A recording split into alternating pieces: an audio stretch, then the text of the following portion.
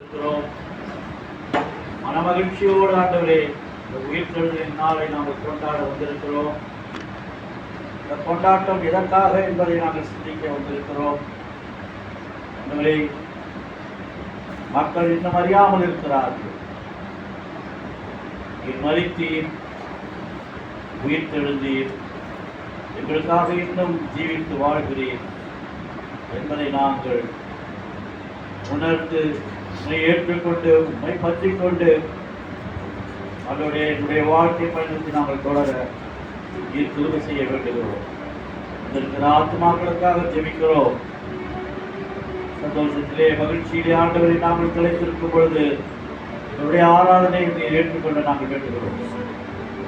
காலையிலே எழுந்த ஆண்டவரே கல்லறையிலே நின்று அழுகாதபடிக்கு ஏன் அழுகிறாய் என்ற கேள்வியோடு ஆண்டவரே இந்த நாளை நாங்கள் சிந்திக்க வேண்டுகிறோம். இந்த நாளுக்குரிய சிந்தனையிலே நீர் வாரும், அதை வழி நடத்தும், ஒவ்வொருவரையும் பலப்படுத்தும். மற்ற மக்களுக்கும் ஆண்டவரே நீர் தேவனாயிருக்கிறீர், நீர் கர்த்தர் என்பதை மற்றவர்கள் உணரட்டும். ஆண்டவரே ஆராதனை முழுவதுமாக ஆண்டவரே முதல் பிரசங்கம் எங்களை ஆட்கொள்ளட்டும். புதிக நம் மகிமை அனைத்தும் மக்கை செலுத்துகிறோம். பிரேசுவின் மூலமாக கேட்கிறோம் என்ற ஜீவனுடன் நல்லதுதான். ஆமென். நாம் அனைவரும் எழுந்து நிற்போம், கடவுளை தொழுவோம்.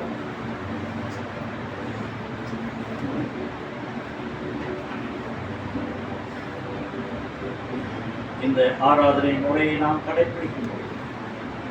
நாம் கடவுளை முதலாவதாக தொழுது கொள்வது அவசியம். நாம் கடவுளை தொழுவோம். கடவுள் ஆவியாயிருக்கிறார். அவரை தொழுது கொள்கிறவர்கள் ஆவியோடும் உண்மையோடும் அவரை தொழுது கொள்ள வேண்டும். நம்முடைய பிதாவாகிய கடவுளாலும் கர்த்தராகிய இயேசு கிறிஸ்துவினாலும் உங்களுக்கு கிருபையும் சமாதானம் உண்டாவதாகும். இது கர்த்தர் உண்டு பண்ணின நாள், இதிலே கடிகூர்ந்த மகளங்களும். இந்த ஆராதனைக்கு ஆரம்பமாகவும் ஆண்டவருடைய நாமம் மகிமை கேட்டோம். நம்ம எல்லாரும் சேர்ந்து கீர்த்தனை புத்தகத்திலே 324வது பாடல், யூத ராஜசிங்கம் உயிர்த்தெழுந்தார், உயிர்த்தெழுந்தார் நகரை உயிர்த்தெழுந்தார் என்ற பாடலை பாடி நாம் இந்த ஆராதனையை தொடங்குவோம்.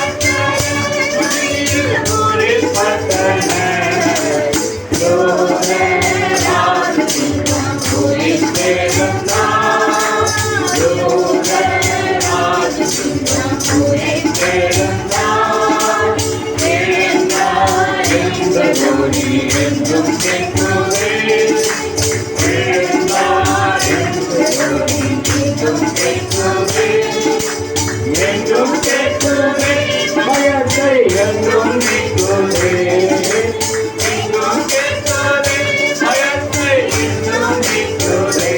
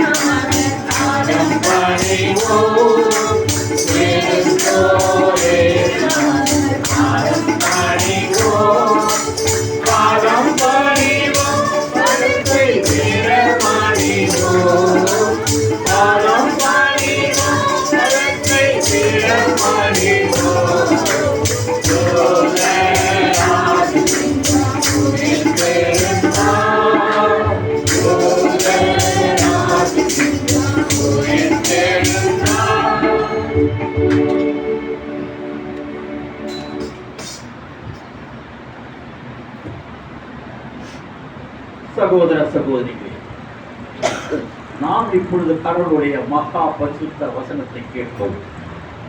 ஆண்டவருடைய சரீரத்தையும் ரத்தத்தையும் பெற்றுக்கொள்ளவும் இங்கே கூடி வந்திருக்கிறோம். உத்தம மனஸ்தாபத்தோடும் விசுவாசத்தோடும் அவர்கள் சுற்றி சேர்வதற்காக கடவுளுடைய கிருபையை தேடி முழங்கால் படியிட்டு அமைதியாக நம்மை நாமே சோதனையில் அறிவோம்.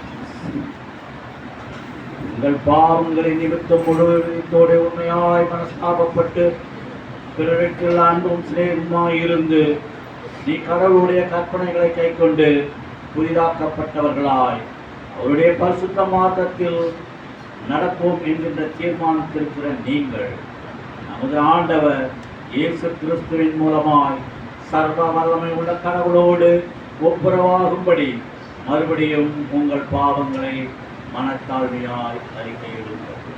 யாரும் முழங்கால் படியிட்டு ஆண்டவரை நோக்கி நம்முடைய பாவங்களை குற்றங்களை ஆண்டவருடைய பாதத்தில் வைப்போம். ஆண்டவர் நம்முடைய பாடுகளை குற்றங்களை ஏற்றவராய் சிலுவையிலே சுமந்து ஆண்டவரை மீண்டுமாய் உயிர்த்தெழுந்திருக்கிற ஆண்டவரை பாதத்திலே நம்முடைய பாவங்களை நாம் அறிக்கை செய்வோம். ஒரு நிமிடம் எல்லாரும் சுய பாவறிக்கை நாம் ஏறெடுப்போம். நேசிக்கிறனால தகப்பனே, இந்த பரிசுத்தமான வீட்டில் இந்த நாளுக்காக உங்களுக்கு நன்றி சொல்கிறப்பா.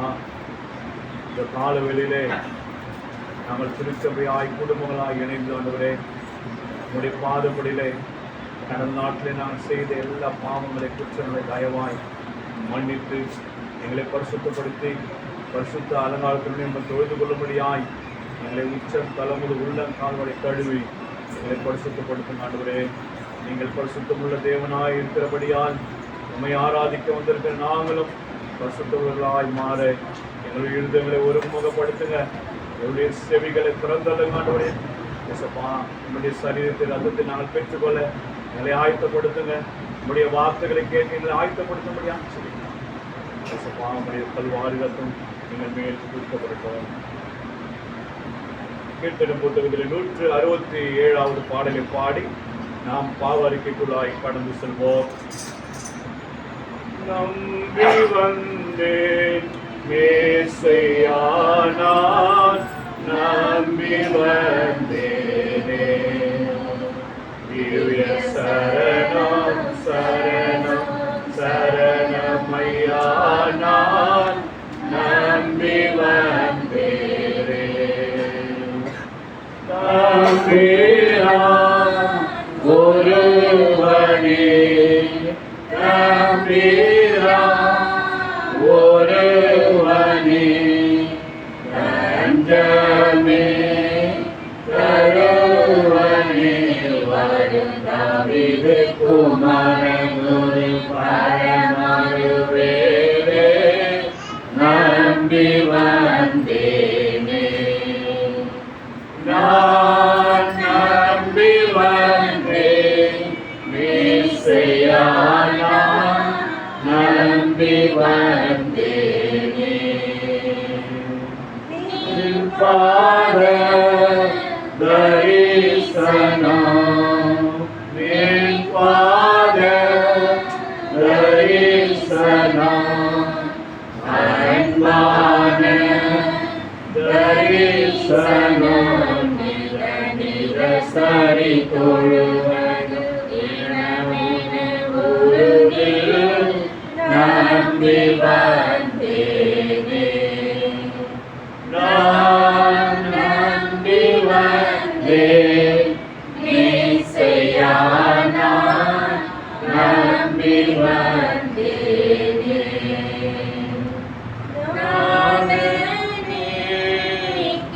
கிருபைக்கு நாதனே கிருபைக்கு வேதனே சிறுமை தீரதி நலமிகு முனதிரு திருவாடியாருளே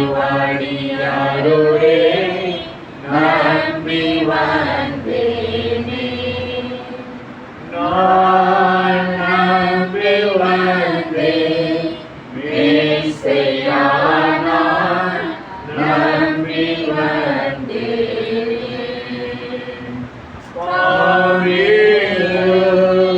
காவியே காவியே காவியே கோவியே கோவியே கணபரிவுடன் அருள் புரி அகலவிடாதே நம்பி வந்தேனே நான் நம்பி வந்தேன் மேசையா நான் நம்பி வந்தேனே ஆவியோ ஓனமே ஆவியோ ஓனமே ஆதேகா அடிமைகள் படுத்துய அவதிகள் மேற்க நம்பி வந்தேனே நான் நம்பி வந்தேன் மேசையா நான் நம்பி வந்தேனே திவ்ய சரணம் சரணம் சரணமையா நான் நம்பி வந்தேனே. அவருக்கு ஜெபத்தை சொல்லும்போது பின்பாக சொல்லுவோம். பரமபிதாவே உமக்கு விரோதமாகவும் எங்கள் அயலாருக்கு விரோதமாகவும் பாவம் செய்தோம் என்று அறிக்கையிடுகிறோம். ஒளியில் நடவாமல் இல்லில் நடந்து வந்தோம். கிறிஸ்துவின் நாமத்தை சொல்லியும் தீமை விட்டு விலகவில்லை. எங்களுக்கு இறங்க வேண்டும் என்று மன்றாடுகிறோம். இயேசு கிறிஸ்து நிமித்தம் இயேசு கிறிஸ்துவின் நிமித்தம் எங்கள் பாவங்கள் எல்லாவற்றையும் மன்னியும். பாவங்கள் எல்லாவற்றையும் மன்னியும். உமது பரிசுத்த ஆவியினால் உமது பரிசுத்த ஆவியினால் எங்களை சுத்திகரித்து எங்களை சுத்திகரித்து எங்கள் மனசாட்சியை உயிர்ப்பித்தள்ளும். எங்கள் சாட்சியை உயிர்ப்பித்தள்ளும். உம்முடைய பரிசுத்த நாமத்துக்கு மகிமை உண்டாகும்படி பரிசுத்த நாமத்துக்கு மகிமை உண்டாகும்படி நாங்கள் இனி புது ஜீவன் உள்ளவராய் நாங்கள் இனி புது ஜீவன் உள்ளவர்களாய் உமக்கு ஊழியம் செய்யத்தக்கதாக ஊழியம் செய்யத்தக்கதாக மற்றவர்களுக்கு மன்னிக்க மற்றவர்களுக்கு மன்னிக்க எங்களுக்கு உதவி புரியும். எங்களுக்கு உதவி புரியும். ஆமென். ஆமென். இயேசு கிறிஸ்துவின் மூலமாய் தம்மிடத்தில் உண்மையாய் மனம் திரும்புகிற யாவருக்கும் வழங்கப்படுகிற கிருபை நிறைந்த அருள் வாக்கை கேளுங்கள். வருத்தப்பட்டு பாரம் சுமப்பவர்களே, நீங்கள் எல்லோரும் என்னிடத்தில் வாருங்கள், நான் உங்களுக்கு இளைப்பாறுதல் தருவேன். தேவன் தம்முடைய ஒரே பேரான குமாரனை விசுவாசிக்கிறவன் எவனோ அவன் கெட்டு போகாமல் நித்திய ஜீவனை அடையும்படிக்கு அவரை தந்தருளி இவ்வளவாய் உலகத்தில் அன்பு கூர்ந்தார். பாவிகளை ரட்சிக்க கிறிஸ்து இயேசு உலகத்தில் வந்தார் என்கின்ற வார்த்தை உண்மையும் எல்லா அங்கீகரிப்புக்கும் பாத்திரமானது. ஒருவன் பாவம் செய்வானானால் நீதிபரராயிருக்கிற இயேசு கிறிஸ்து நமக்காக பிதாவினிடத்தில் பரிந்து பேசுகிறவராயிருக்கிறார். நம்முடைய பாவங்களை நிவர்த்தி செய்கின்ற சுகாதார வழி ஜெபிப்போம். அன்பின் ஆண்டவரே, உமது சமூகத்திற்கு நாங்கள் வந்திருக்கும் நோக்கத்தை நீர் அறிவீர் ஆண்டவரே. எங்களுடைய விசுவாசம் பரப்படத்தக்கதாக ஆண்டவரே உம்முடைய உயிர்த்தெழுதல் இருக்கிறது என்பதை அறிந்திருக்கிறோம் சுவாமி. நீர் உயிர்த்தெழாவிட்டால் நாங்கள் செய்கின்ற பிரசங்கங்கள் விருத்தா, எங்களுடைய செயல்கள் எல்லாமே விருத்தா என்பதை நாங்கள் அறிந்திருக்கிறோம் சுவாமி. உயிர்த்தெழுதலின் மூலமாக அநேக சாட்சிகள் ஓடிப்போன சீடர்கள் கூட ஆண்டவரே தைரியமாக உம்மை குறித்து சாட்சி சொல்லி இரத்த சாட்சியாய் மரித்திருக்கிறார்கள். ஆண்டவரே, இவைகளெல்லாம் நாங்கள் படிக்கும் பொழுது நாங்கள் காணாத விசுவாசிகளாக இருக்கிறபடியால் நாங்கள் பாக்கியவான்களாக இருக்கிறோம் என்பதை விசுவாசிக்கிறோம். ஆண்டவரே, இந்த கூடுகை, இந்த மக்கள், இந்த ஆத்துமாக்கள் ஆண்டவரே இன்னும் உண்மை நினைவு கூறுவதை நீர் அறிந்திருக்கிறேன். கர்த்தாவே, வந்திருக்கிற பிள்ளைகள் ஆவியிலே நிறைந்து ஆண்டவரே எங்களுடைய வாழ்க்கையும் ஆண்டவர் எங்களை படைத்த நோக்கத்தையும் அறிந்து வாழ நீர் கிருபை செய்வீராக. கர்த்தாவே, இந்த நேரத்திலே ஆண்டவரே ஹாஸ்பிட்டலில் இருக்கின்ற எங்களுடைய பிள்ளை நாங்கள் உங்களிடத்தில் ஒப்படைக்கிறோம் சுவாமி. இந்த நல்ல நாளிலே ஆண்டவரே இப்படிப்பட்ட சம்பவங்கள் ஏற்படாத வண்ணமாக ஆண்டவரே பிள்ளைகளை நீர் காத்துக் கொள்ள வேண்டுகிறோம். உடைய சன்னிதானத்திலே எங்களுடைய விண்ணப்பங்கள் ஏறெடுக்கிறோம். அவர்கள் எட்டட்டும் ஆண்டவர் பிள்ளைகளை காத்து நல்ல செய்திகளை நாங்கள் வர நீர் கிருபை செய்வீராக. கர்த்தாவே, எங்களுடைய தாழ்வுகளின் இடத்தில் படைக்கிறோம். இன்னும் அதிகமான ஆளுநர்களை கொடுத்து ஆண்டவரை உமக்கென்று நாங்கள் ஒரு கருவிகளாக இருந்து செயல்பட நீர் கிருபை செய்வீராக. தாராதனை போல் நீர் ஆட்கொள்ளும் அதிக மகிமை அனைத்து உமக்கு இயேசுவின் மூலமாக பெற்ற நிகழ்ச்சியுள்ள நடக்கும். ஆமென். எல்லாரும் எழுந்து நிற்போம். வேதத்திலிருந்து 4 வேத பகுதியில வாசிக்க கேட்க போகிறோம். எசேக்கியேல் 5ஆம் அதிகாரம் 2 கொரிந்தியர் 5ஆம் அதிகாரம், சங்கீதம் 49, யோவான் 20ஆம் அதிகாரத்தின் வசனங்களை நாம் வாசிக்க கேட்க போகிறோம். அதற்கு முன்பாக வேத புத்தகத்தை உயர்த்தி ஆண்டவருடைய பாடலை பாடி ஆண்டவருடைய நாமத்தை மகிமைப்படுத்துவோம்.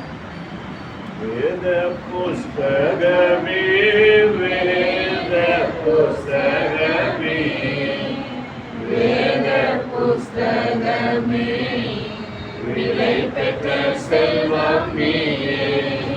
வேத புஸ்தகமே, விலை பெற்ற செல்வம் நீயே.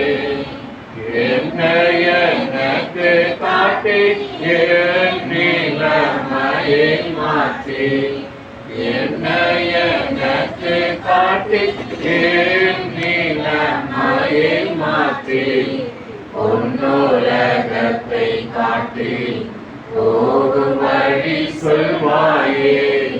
பொன்னுலகத்தை உலகத்தை காட்டி போகும் வழி சொல்வாயே. வேத புஸ்தகமே, வேத புஸ்தகமே, வேத புஸ்தகமே, விலை பெற்ற செல்வம் நீயே. வேத புஸ்தகமே, விலை பெற்ற செல்வம் நீயே.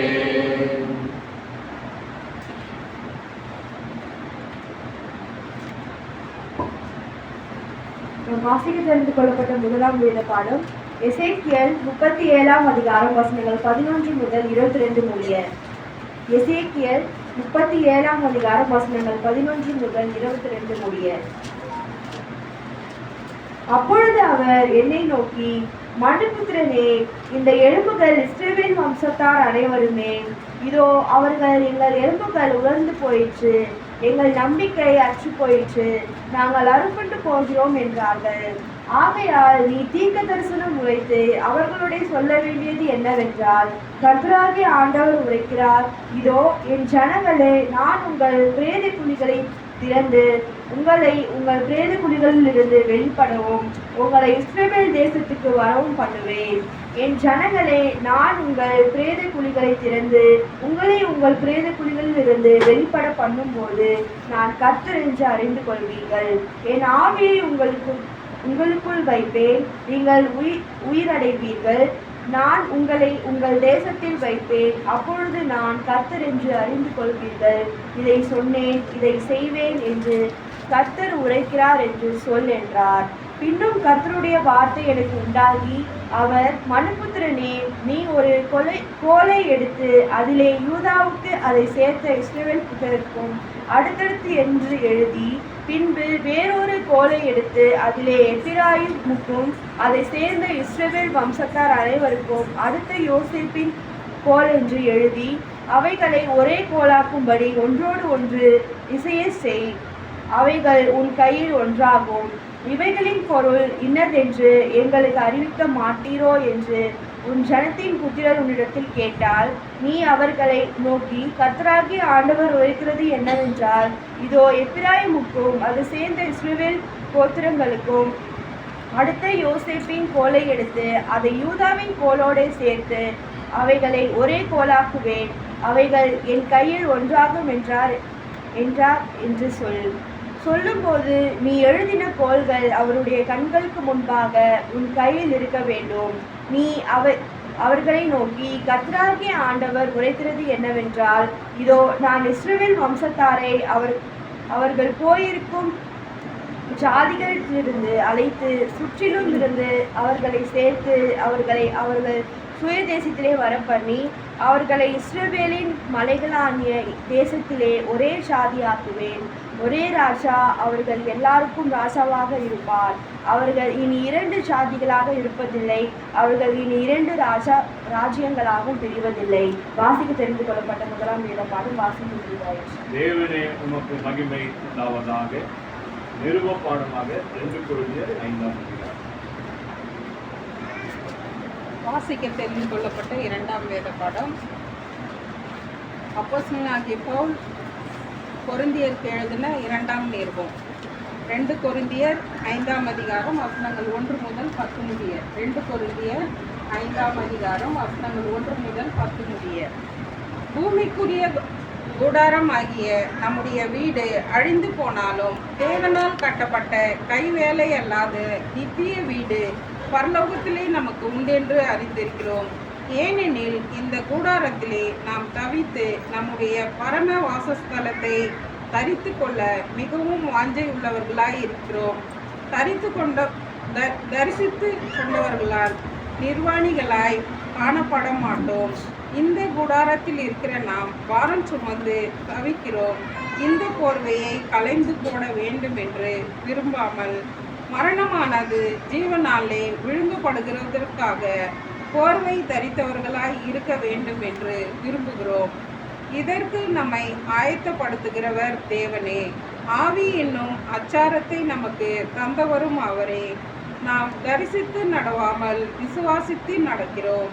இந்த தேகத்தில் குடியிருக்கையில் கர்த்தரிடத்தில் குடியிராதவர்களாய் இருக்கிறோம் என்று அறிந்தும் எப்பொழுதும் தைரியமாய் இருக்கிறோம்.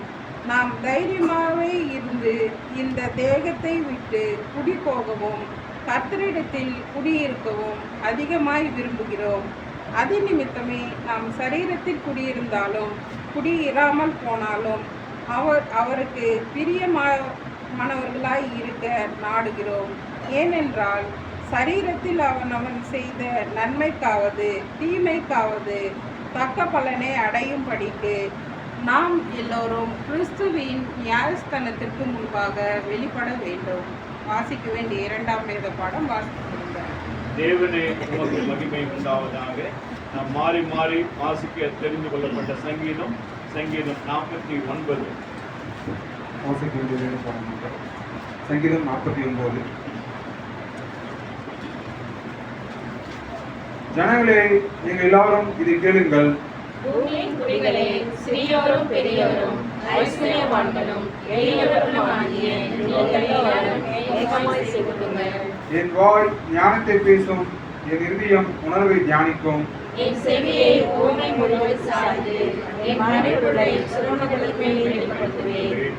என்னை தொடர்பவர்களுக்கு அக்கிரமம் என்னை சூழ்ந்து கொள்ளும் தீங்கு நாட்களிலே நான் பயப்பட வேண்டியது என்ன? தங்கள் செல்வத்தை நம்பி தங்கள் திரளான ஐஸ்வர்யத்தினால் பெருமை பாராட்டுகிற ஒருவனாவது தன் சகோதரன் அழிவை காணாமல் இனி இன்னத்திற்கும் உயிரிழக்கும்படி எவ்விதத்திலாவது அவனை மீட்டுக் கொள்ளவும் அவன் நிமித்தம் மீட்புப் பொருளை தேவனுக்கு கொடுக்கவும் அவர்கள் ஆத்தம மீட்பு மிகவும் அருமையா இருக்கிறது, அது ஒருபோதும் முடியாது. ஞானிகளும் அறிந்து அஞ்ஞானிகளும் இருவரும் ஏகமாய் அழிந்து தங்கள் ஆஸ்தியை மற்றவர்களுக்கு வைத்துக் கொள்வதை காண்கிறார். தங்கள் வீடுகள் நித்திய காலமாகவும் தங்கள் வாசஸ்தலங்கள் தலைமுறையாகவும் இருக்கும் என்பது அவர்கள் உள்ளத்தில் அபிப்பிராயம். அவர்கள் தங்கள் நாமங்களையும் தங்கள் நிலங்களுக்கு தரிக்கிறார்கள். ஆகிலும் நடப்பவனை நிலைத்திருப்பதில்லை, அழிந்து போகும் ஒப்பாயிருக்கிறான். இதுதான் அவர்கள் வழி, இதுதான் அவர்கள் பைத்தியம். ஆகிலும் அவர்கள் சந்ததியார் அவர்கள் சொல்லை மெச்சிக்கொள்கிறார்கள். அதே போல பாதாளத்திலே கிடக்கிறார்கள். மரணம் அவர்களை மேய்ந்து போடும். செம்மையானவர்கள் அவர்களுடைய அவர்களை ஆண்டு கொள்வார்கள். அவர்கள் தங்கள் வாசஸ்தலத்தில் நிலைத்திருக்காதபடி அவர்களுடைய உருவத்தை பாராட்ட வேண்டும். ஆனாலும் தேவனின் ஆத்மாவை பாதாளத்தின் வல்லமைக்கு தப்புவித்து மீட்பார். அவர் என்னை ஏற்றுக்கொள்வார். ஒருவன் ஐஸ்வர்யவானாகி அவன் வீட்டின் பணிகளை பெருகும்போது நீர் பயப்படாதே. அவன் மரிக்கும் போது ஒன்றும் கொண்டு போவதில்லை, அவன் மகிமை அவனை பின்பற்றி செல்வதும் இல்லை. அவன் உயிரோடு இருக்கையில் தன் ஆத்மாவை வாழ்த்தினாலும் நீ உனக்கு நன்மையை நாடினாய் என்று மனுஷர் அவரை குறைந்தாலும் அவன் என்னென்றைக்கும் வெளிச்சத்தை காணாத தன் பிதாக்களோட சந்தியை சேருவான். கணம் ஒருவனாய் இருந்தும் அறிவில்லாத மனுஷன் அழித்து போகிற வாசிக்கின்ற வேத படம் வாசிக்கிறோம். பிதாவுக்கும் குமாரனுக்கும் பரிசுத்த ஆவிக்கும் மகிமை உண்டாவதாக. ஆதியிலும் எப்பொழுதும் சதா காலங்களிலும் மகிமை உண்டாவதாக. சுவிசேஷ பாடமாக யோவான் 20ஆம் அதிகாரம். வாசிக்க தெரிந்து கொள்ளப்பட்ட 4ஆம் வேத பாடம் யோவான் என்ற சுவிசேஷம் 20ஆம் அதிகாரம் வசனங்கள் 1-8 முடிய வாசிக்க கேட்போம். யோவான் 20ஆம் அதிகாரம் வசனங்கள் 1-8 முடிய. வாரத்தின் முதல் நாள் காலையில் அதிக இருட்டோடே மகதலேனா மரியாள் கல்லறைக்கு வந்து கல்லறையை அடைந்திருந்த கல் எடுத்து போட்டிருக்க கண்டாள். உடனே அவள் ஓடி சீமோன் பேதுருவிடத்திலும் இயேசுக்கு அன்பாயிருந்த மற்ற சீஷனிடத்திலும் போய் கர்த்தரை கல்லறையிலிருந்து எடுத்துக்கொண்டு போய்விட்டார்கள், அவர் வைத்த இடம் எங்களுக்கு தெரியவில்லை என்றாள். அப்பொழுது பேதுருவும் மற்ற சீஷனும் கல்லறைக்கு போகும்படி புறப்பட்டு இருவரும் ஒருமித்து ஓடினார்கள். பேதுருவை பார்க்கிலும் மற்ற சீஷன் துரிதமாய் ஓடி முந்தி கல்லறையில் வந்து அதற்குள்ளே குனிந்து பார்த்து சீலைகள் கிடவதை கண்டான். ஆனாலும் அவன் உள்ளே போகவில்லை. சீமோன் பேதுரு அவனுக்கு பின்னே வந்து கல்லறைக்குள்ளே பிரவேசித்து சீலைகள் கிடக்கிறதையும் அவருடைய தலையில் சுட்டிருந்த சீலை மற்ற சீலையுடனே வைத்திராமல் தனியே ஒரு இடத்திலே சுருட்டி வைத்திருப்பதையும் கண்டான். முன்னே கன்னடத்திற்கு வந்த மற்ற சீஷனும் அப்பொழுது உள்ளே பிரவேசித்து கண்டு விசுவாசித்தான். வாசிக்க தெரிந்து கொள்ளப்பட்ட 4ஆம் வேதத்தோட வாசிக்கப்படுதாயிற்று. கிறிஸ்துவே உமக்கு மகிமை உண்டாவதாக. நாம் நின்ற வண்ணமாகவே ஒரு பாடலை பாடி ஆண்டவருடைய நாமத்தை மகிமைப்படுத்தி உயிர்த்தெழுந்த ஆண்டவரை நாம் மகிமைப்படுத்தி ஆண்டவருடைய வார்த்தைக்குள்ளாய் நாம் கடந்து போகிறோம். எல்லாரும் ஒரு நிமிடம் ஆண்டவரை துதித்து ஆண்டவருடைய நாமத்தை மகிமைப்படுத்த போகிறோம்.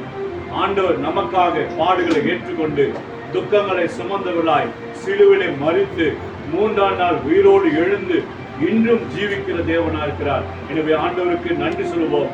கடந்த வாரம் முழுதும், கடந்த மாதம் முழுதும், கடந்த 40 நாட்களும் ஆண்டவர் நம்மை கண்மணி போல பாதுகாத்து ஒவ்வொரு நாளும் வேதத்தை தியானிக்கும்படியாய், அவரை துதிக்கும்படியாய், அவரை ஆராதிக்கும்படியாய் ஆண்டவர் நமக்கு ஒரு பெரிய சிலாக்கியத்தை கூட்டி கொடுத்தார். இந்த உயிர்த்தெழுந்த நாளிலே, இந்த மனமகிழ்ச்சி நாளிலே ஆண்டவரை உயர்த்துவோம், ஆண்டவருக்கு நன்றி சொல்லுவோம். எல்லாரும் வாய்களை தொடர்ந்து ஒரு நிமிடம் ஆண்டவர் எங்களுடைய வாழ்க்கையில் செய்த நன்மைக்காக உமக்கு நன்றி என்று சொல்லி ஒரு நிமிடம் எல்லாரும் ஆண்டவரை உயர்த்தி ஆண்டவருடைய நாமத்தை மகிமைப்படுத்துவோம். அல்லேலூயா. ஸ்தோத்திரிக்கிறோம், ஸ்தோத்திரிக்கிறோம், ஸ்தோத்திரிக்கிறோம். நன்றி செலுத்துகிறோம், நன்றி செலுத்துகிறோம், நன்றி செலுத்துகிறோம், நன்றி செலுத்துகிறோம், நன்றி செலுத்துகிறோம், நன்றி செலுத்துகிறோம், நன்றி செலுத்துகிறோம். உம்மை ஆராதிக்கிறோம், உம்மை உயர்த்துகிறோம். நீ ஆண்டவரே இந்த நாளிலே உயிர்த்தெழுந்து எங்களோடு கூட இருக்கிறீர்கள். சோதரிக்கிறோம், சோதரிக்கிறோம், சோதரிக்கிறோம். நன்றி ஆண்டவரே, நன்றி ஆண்டவரே, நன்றி ஆண்டவரே. ஆண்டவரே கடந்த 40 நாட்கள் ஆண்டவரே, ஆண்டவரே உம்மை அதிகமாய் நாங்கள் நேசிக்கும்படியாய், வேதத்தை தியானிக்கும்படியாய், உபவாசத்தோடு காத்திருந்து ஜெபிக்கும்படியாய், அநேக வேத வாக்கியங்களை நாங்கள் கேட்கும்படியாய் நீங்க கிருபை செய்தீர்கள். அதற்காக சோதரிக்கிறோம், நன்றி செலுத்துகிறோம் ஆண்டவரே. உம்மை ஆராதிக்கிறோம் ஆண்டவரே, உம்மை உயர்த்துகிறோம் ஆண்டவரே. ஆண்டவரே உம்மை சோதரிக்கிறோம். நேற்று இன்றும் என்றும் மாறாத தேவனே, அல்பாவும் ஒமேகாவும் ஆதியும் அந்தமுமாய் இருக்கிறவரே, உம்மை சோதரிக்கிறோம், சோதரிக்கிறோம், சோதரிக்கிறோம், சோதரிக்கிறோம். நன்றி சொல்லுகிறோம் ஆண்டவரே. சோதரம், சோதரம்.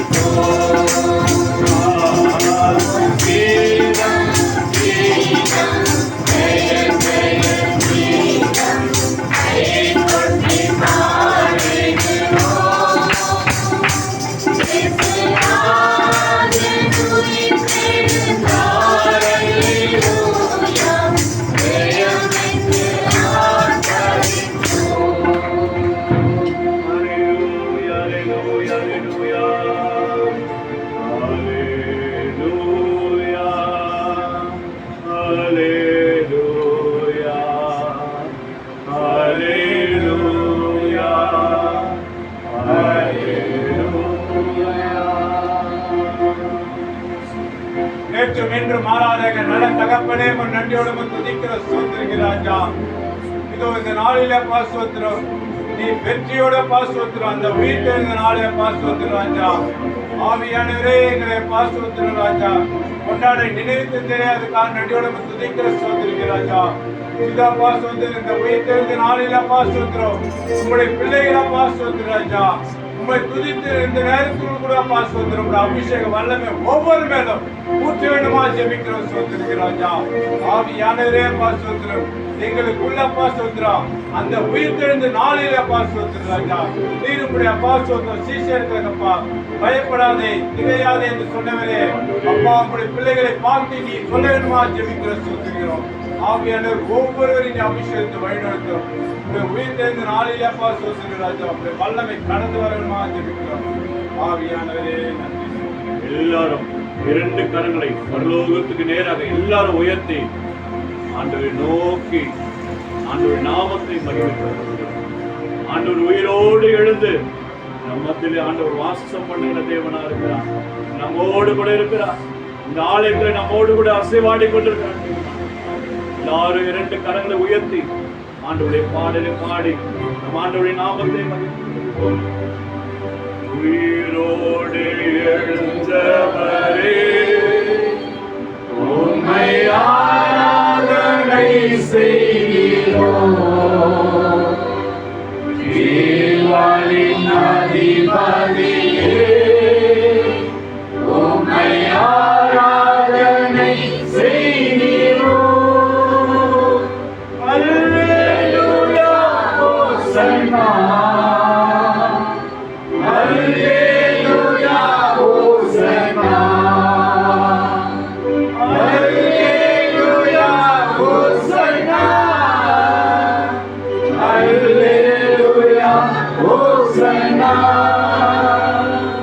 மரணத்தை ஜெயித்தவரே உம்மை ஆராதனை செய்கிறோம்.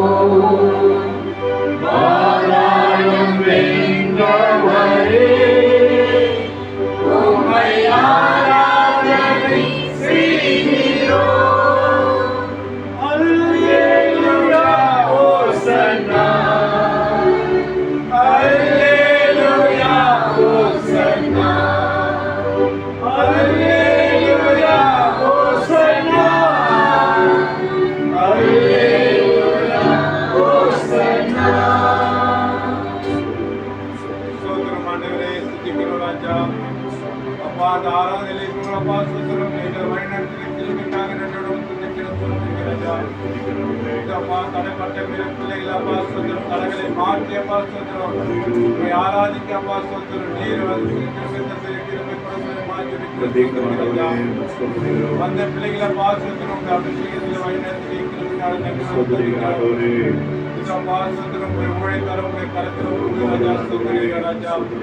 அவர்களை மறைச்ச பாசுத்திரம் வார்த்தை வல்லமையாக வெளிப்படுமா ஆராதனை முற்றிலுமா வழிநடத்துமா. சபையார் அமரலாம்.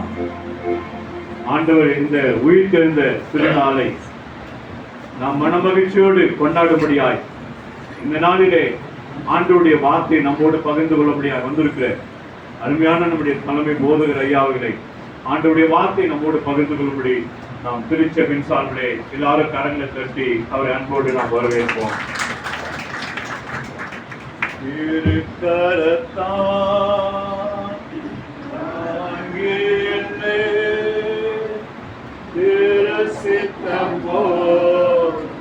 வழி நடத்தும் உயவன் கையில் மன்னா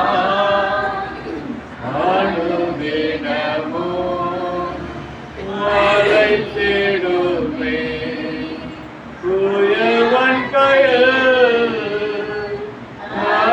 மன்னா அனுதினமும் அழைத்திடுமே ஓம் வசனம் தியானிக்கையில் இதயமாவில் ஆறுதலே ஓம் வசனம் தியானிக்கையில் இதயமாவில்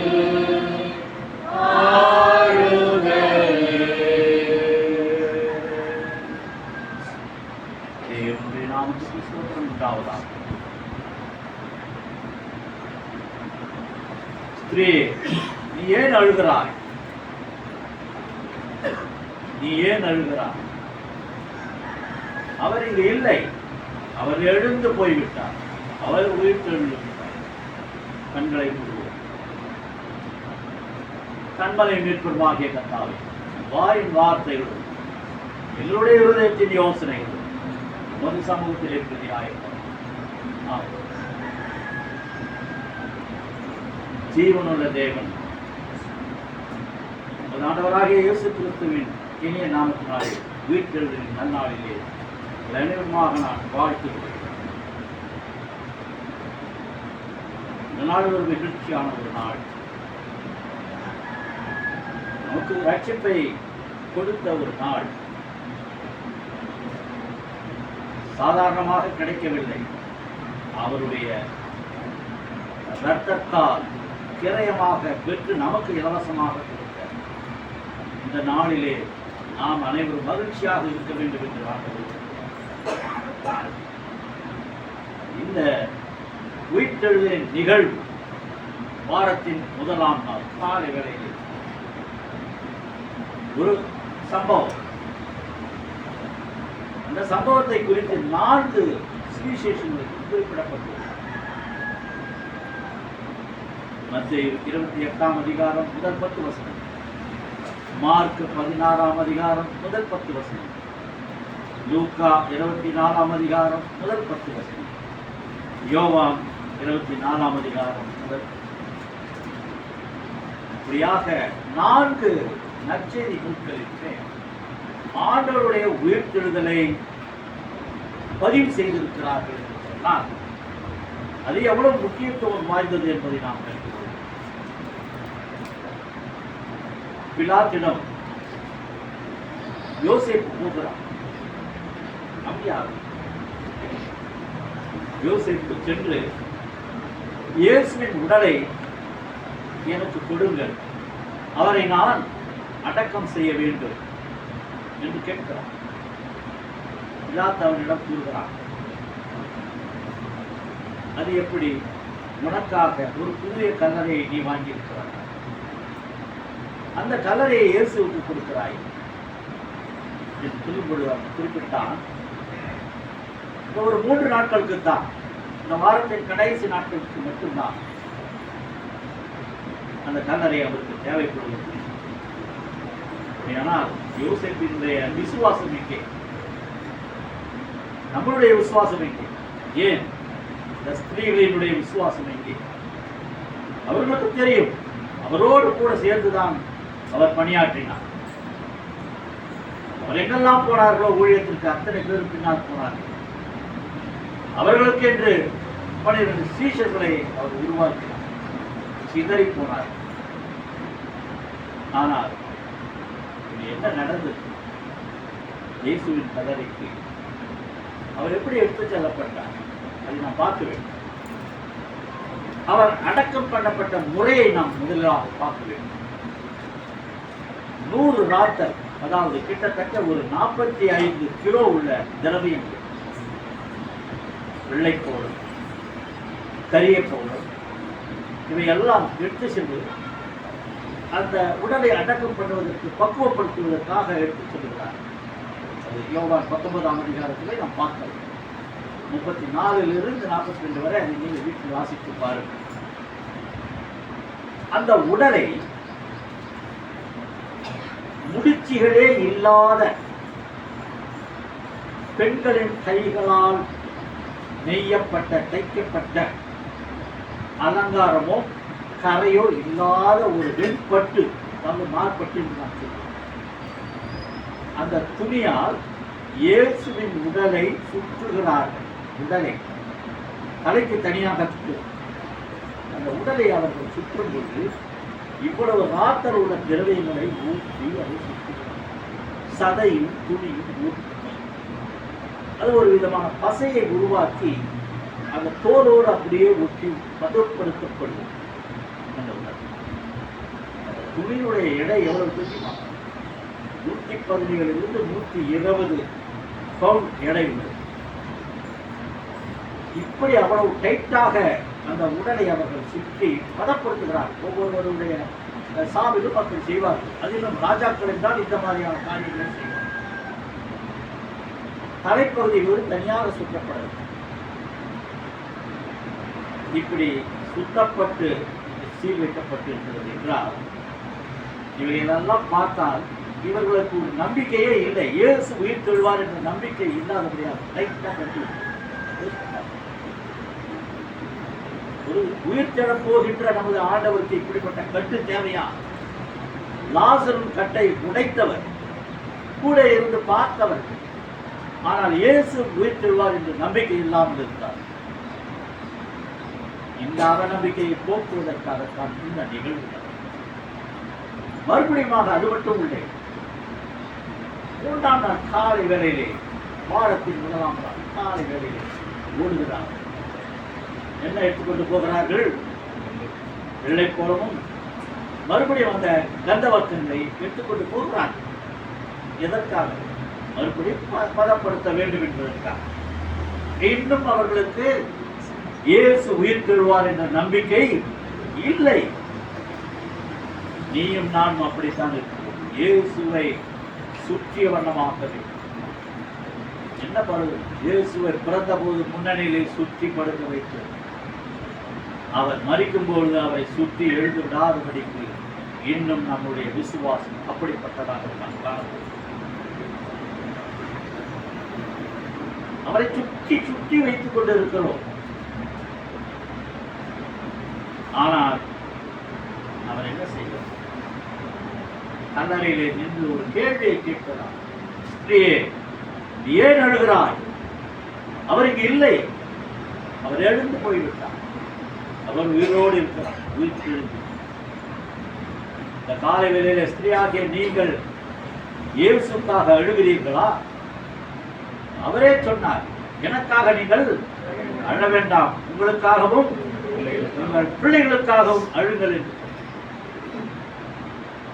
ஒவ்வொரு வார்த்தையும் பொன்மொழிகள். ஆனால் அவைகளை நாம் எடுத்துக்கொள்வது. ஆனால் அவர் தன்னுடைய உயிர்த்தெழுதலை 3 இடத்திலே மார்க்கிலே குறிப்பிட்டிருக்கிறார். ஒரு வசனத்தை பார்க்கலாம். மார்க் 8ஆம் அதிகாரம் 31ஆம் வசனத்தை பார்த்தோம்னா, மார்க் 8:31. அல்லாமலும் மனுஷகுமாரன் பல பாடுகள் பட்டு மூப்பராலும் பிரதான ஆசாரியராலும் தள்ளப்பட்டு கொல்லப்பட்டு 3 நாளைக்கு பின்பு உயிர் தெழுந்திருக்க வேண்டும் என்று அவர்களுக்கு போதிக்க தொடங்கினார். இயேசு தன்னுடைய உயிர்த்தெழுதலை போதித்தார். அதிலே மார்க்கில் 9:31 பார்க்கலாம். அவர் போதிக்கிறார், நான் உயிர்த்தெழுவேன், நீ என்ன பாடுபடுத்துவ, என்ன கொலை செய்வ, என்ன படுப்ப, என்ன சிலுவையில் அறைவ, ஆனாலும் நான் உயிர்த்தெழுவேன் என்று அதுக்கு போதனை செய்கிறார். 9:31.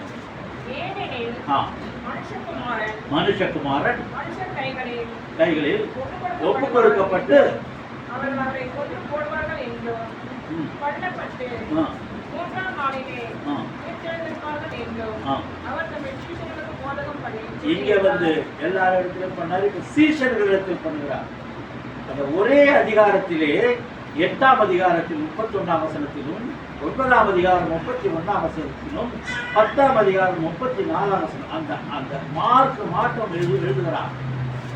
அவர் கொலை செய்யப்படுவார், அவர் உயிர்த்தெழுவார். அவர் நான் உயிர்த்தெழுவேன் என்று அவர் போதிக்கிறார் சீஷர்களுக்கு. இப்படிப்பட்ட எதிர்பார்ப்பும் நம்பிக்கையற்ற நிலையில் உள்ளவர்களுக்கு தான் இன்றைக்கு ஒரு கொண்டாட்டமாக இருக்கிறார் இந்த உயிர்ப்பு. யார் இதை கொண்டாட வேண்டும்? இந்த உயிர்த்தெழுதலை யார் கொண்டாட வேண்டும்? நம்பிக்கை அற்றவர்களுக்கு தான் இந்த கொண்டாட்டம். பலன் இழந்தவர்களுக்கு தான் இந்த கொண்டாட்டம். பயம் நிறைந்தவர்களுக்கு தான் இந்த கொண்டாட்டம். இவையெல்லாம் மார்க்கிலே 16ஆம் அதிகாரம் 1 முதல் 2 வசனங்கள். பலன் இழந்தவர்கள் என்று பார்க்கும்போது மார்க் 16:3, பயம் நிறைந்தவர்கள் என்று பார்க்கும்போது மார்க் 16:5 பார்க்கிறோம். இருளில் நடக்கிற மனிதர்கள் பெரிய வெளிச்சத்தை கண்டார்கள் என்றால் அந்த வெளிச்சம் பிரகாசிக்க வேண்டும். எப்பொழுது பிரகாசித்தது? உயிர்த்தெழுதலிலே, வாரத்தின் 1ஆம் நாளிலே அந்த முகம் பிரகாசித்தது. அவள் தொட வரும் பொழுது என்னை தொடாதே என்று சொல்லும் பொழுதுதான். இன்னும் நாம் என்ன செய்து கொண்டிருக்கிறோம்? அவர் நம் பக்கத்திலே நின்று கொண்டிருக்கிறார். அவரை நாம் இன்னும் அறியவில்லை. எல்லோருடைய பக்கத்திலும் அவர் பக்கத்தில் நின்று கொண்டிருக்கிறார். ஆனால் நீ என்ன செய்து கொண்டிருக்கிறார்? அவரை இன்னும் தோட்டக்காரன் என்று தான் நினைத்துக் கொண்டிருக்கிறார். தோட்டக்காரரே, என் இயேசுவை நீ அறிவாயா? இன்னும் அக்கம் பக்கத்தில் கேட்டுக்கொண்டிருக்கின்ற நிலை தான். நீ இயேசுவை அறிந்திருக்க வேண்டும். ஆனால் நீ என்ன கேட்டுக்கிறாய்? அவரை வைத்த இடம் எனக்கு தெரியவில்லை என்று கேட்டுக்கொண்டிருக்கிறார். ஆனால் நமக்கு மரியாதை இன்றைக்கு ஒவ்வொருவருடைய காதிலும் உங்கள் பெயரை அவர் சொல்லுகிறார். நீங்கள் அறிய வேண்டும். லசி, ஜாய், கைனி எல்லாம் தனித்தனியாக பேரை கூப்பிடுகிறார் இந்த காலை வேளையில். நீ அவரை தோட்டக்காரன் என்று எண்ணி விடாதே. அப்பொழுது நீ என்ன சொல்ல வேண்டும்? ரபுனி என்று சொல்ல வேண்டும். ரபுனி என்றால் போதகரே என்று சொல்ல வேண்டும். அப்பொழுதுதான் நமக்கு மகிழ்ச்சி, அதுதான் நமக்கு கொண்டாட்டம். நம்பிக்கை அற்றவர்களாக இருந்த நமக்கு ஒரு பெரிய நம்பிக்கையை உருவாக்கி தந்திருக்கிறார் இல்லையா? பயந்து கொண்டிருந்தேன், சிலுவையில் ஓடி ஒளிந்து கொண்டிருந்தேன், எங்கே என்னை பிடித்து விடுவார்கள் என்று சிதறி போயிருந்தேன். ஆனால் இப்படிப்பட்ட எனக்கு தான் அவர் உயிர்த்தெழுந்து நான் சொன்னபடியே உயிர்த்தெழுந்தேன். இந்த உயிர்த்தெழுதல் என்பது ஒரு புதிய காரியம் அல்ல. உயிர்த்தெழுதல் என்பது ஒரு புதிய காரியம் அல்ல. பழைய பாட்டுகளை நிறைய பார்த்திருக்கிறோம். அதற்காகத்தான் இந்த எசேக்கியேல் 37ஆம் அதிகாரத்தில் நாம் வாசிக்கிறோம். உலர்ந்த எலும்புகள் உயிர் பெற்றது.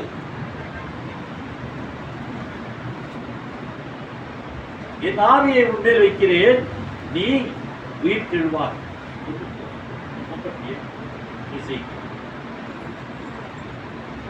அவர் ஆவியை ஊற்றுவாராம், நாம் அப்பொழுது உயிர் தெழுவோம்.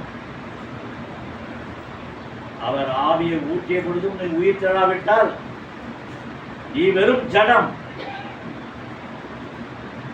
மீது அவர் ஆவியை ஊற்றும் பொழுது நீ உயிர் பெற வேண்டும். அதுதான் நம்பிக்கை, அதுதான் விசுவாசம் என்றார். எலியா உயிர் பெற செய்தது யார்? சாரிபாத். சாரிபாத்தினுடைய கைப்பெண்ணினுடைய மகனை எழுப்புகிறார். 1 ராஜாக்கள் 17ஆம் அதிகாரத்தில் பார்க்கலாம். எலிசா யாரை உயிர் பெற செய்கிறான்? சுனேமியாளினுடைய மகனை அவன் மீது படுத்து உயிர் பெற செய்கிறான்.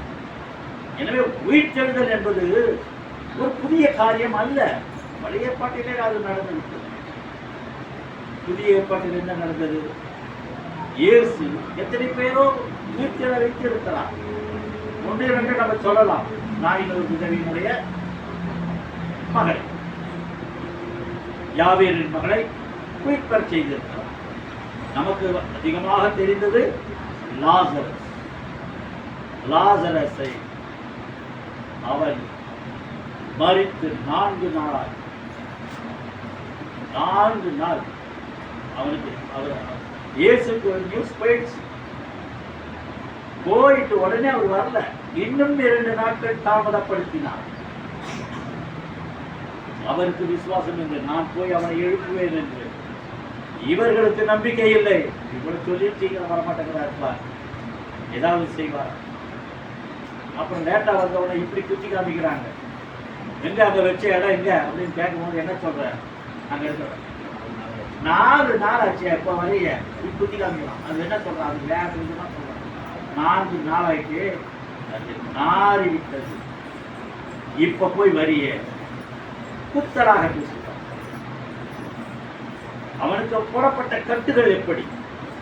இதே போலத்தான் தலை சுற்றி கட்டு போடப்பட்டிருக்கிறது. சொல்லுகிறார், முதல் வார்த்தை என்ன சொல்லுகிறார்? அவனை கட்டை அவிழ்த்து விடும். அதுதான் அடிமையின் கட்டு. நீங்கள் புரிந்து கொள்ள வேண்டிய கட்டு. நீ ஏதாவது ஒரு விதத்திலே நீ கட்டுப்பட்டு இருக்கிறாயா? உன் கட்டு அவிழ்க்கப்படும். அதுதான் உயிர்த்தெழுதல். உயிர்த்தெழுதல் என்று சொன்னால் நான் செத்து மரித்து எழுந்திருப்பது அல்ல. சுற்றிலும் இருக்கிற முதலாவதாக அந்த கட்டுகள் உடைக்கப்பட வேண்டும். அந்த கட்டுகள் நீக்கப்பட்ட பிறகு அவிழ்க்கப்பட வேண்டும். அவிழ்க்கப்பட்ட பிறகு நீ யார் என்பதை தன்னிலை உணர்வு வேண்டும். தன்னிலை உணர்வு வந்த பிறகுதான் உனக்கு மனமாற்றம் ஏற்படும். அங்கிருந்தவர்கள் எத்தனை பேர் பார்க்கிறார்கள்? அங்க பார்க்கும் பொழுது மனமாற்றம் அடைந்தவர்கள் எத்தனை பேர்? முதலாவதான மகிழ்ச்சி மரியாளுக்கும் மாத்தாளுக்கும் தான், சொந்த சகோதரர். கொஞ்சம் கோபம் இருந்திருக்கும் இயேசுவின் மீது. ஏன்? 4 நாள் கழித்து வருகிறார்கள். ஆனாலும் ஒரு அற்புதம் அங்கு நடைபெற்றது. அது சாட்சியாக இருக்க வேண்டும் என்று ஆண்டவர் செய்தார். அங்கு உள்ளவர்கள் உணர வேண்டும். அவர்களுடைய கட்டுகள் எல்லாம் அங்கே அவிழ்க்கப்பட்டது. அதை என்று சுட்டி காட்டுகிறார்.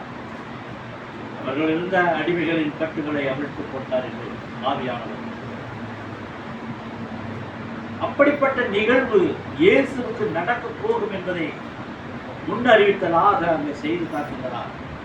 மக்கள் புரிந்து கொள்ளவில்லை. நாமும் புரிந்து கொள்ளவில்லை. இன்னமும் புரிந்து கொள்ளவில்லை. இயேசு நம்மோடு இருக்கிறார். இயேசு ஜீவிக்கிறார். உணர்கிறோம், விசுவாசம். ஆனால் உணர்கிறோம், விசுவாசிக்கிறோமே தவிர பின்பற்றுகிறோமா? நம்பி மற்றவர்களுக்கு சாட்சியாக சொல்கிறோமா? உனக்கு கொடுக்கப்பட்ட படி என்ன? ஆண்டவரை பரிசாற்ற வேண்டாமா? நாம் என்ன செய்து கொண்டிருக்கிறோம்? வாரம் ஒரு நாள் வந்து திருச்சபையிலே பங்கு பெற்று விட்டால் போதுமா? அதன் பிறகு என்னுடைய வாழ்க்கை எப்படிப்பட்டதாக இருக்கிறது? உயிர்த்தெழுந்த நீ சும்மா இருக்கலாமா? சாட்சி பகர வேண்டாமா? எடுத்து சொல்ல வேண்டாமா? மற்றவர்களுக்கு என்னுடைய மகிழ்ச்சியை மற்றவர்களுக்கு பகிர்ந்து கொள்ள வேண்டாமா? இன்றோடு முடித்து விடுகிறதா? இல்லை. இது நமக்குள் வாழ வேண்டும். உனக்குள் கிறிஸ்து வாழ்வார் என்றால் தினமும் நீ உயிர்த்தெழுகிறாய். நீ உயிர்த்தெழ மற்றவர்களுக்கு மகிழ்ச்சி உண்டாக வேண்டும். அந்த பிரகாரமாக உங்களுடைய வாழ்க்கை முறை அமையும். பவுல் அப்போஸ்தலர் 1 கொரிந்தியர் 15ஆம் அதிகாரத்திலே சொல்லுகிறார். 1 கொரிந்தியர் 15 12ஆம் வசனத்திலிருந்து 1 கொரிந்தியர் 15ஆம் அதிகாரம். கிறிஸ்து மரித்தோரிலிருந்து எழுந்தார் என்று பிரசங்கம் பண்ணிக்கிட்டு இருக்க மரித்தோரின் உயிர்த்தெழுதல் இல்லை என்று மரித்தோரிலிருந்து உயிர்த்தெழுதல் அங்கே முன்னாலே மரித்தோரின் உயிர்த்தெழவில்லை என்று உங்களில் சிலர் எப்படி சொல்லலாம்? அப்படின்னா என்ன? அப்ப சொல்லிட்டு இருக்கிறாங்கன்னு அர்த்தம்.